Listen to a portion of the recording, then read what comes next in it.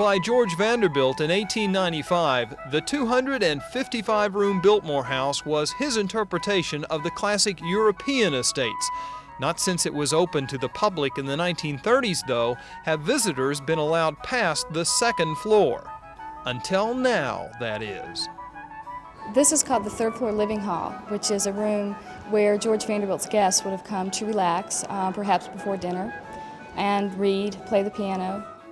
The Biltmore estate has just opened several rooms on the third floor as part of its ongoing preservation of the home, as Richard King told us. It's sort of like the theme park business where they open a new ride every 2, 3, 4 years. This is our new ride, if you will. And that's what we're doing. It's accomplishing two things, we hope. One, it's our mission of preserving the house and the estate, and the other subsequent goal of enabling and attracting more guests so we can actually do more preservation to the estate. And so, with Biltmore's Ellen Rickman as our guide, we take you through some areas never before seen by anyone but the Vanderbilt family and their guests.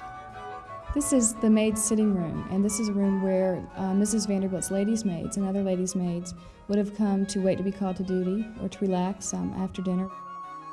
You would have needed a place kind of set back from the rest of the rooms where people could work basically all the time on sewing. There were 80 servants here at Biltmore, and so they had to have uniforms for all of those servants and constantly had to mend and darn.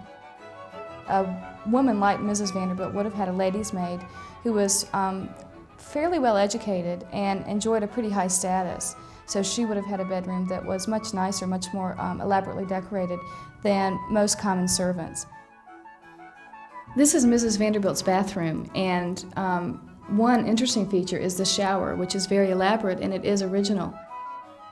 If anything, the Biltmore house may now tell us more about the man, George Vanderbilt, and the passion that led him to build the Biltmore house. You can get insight into the type of person that he was.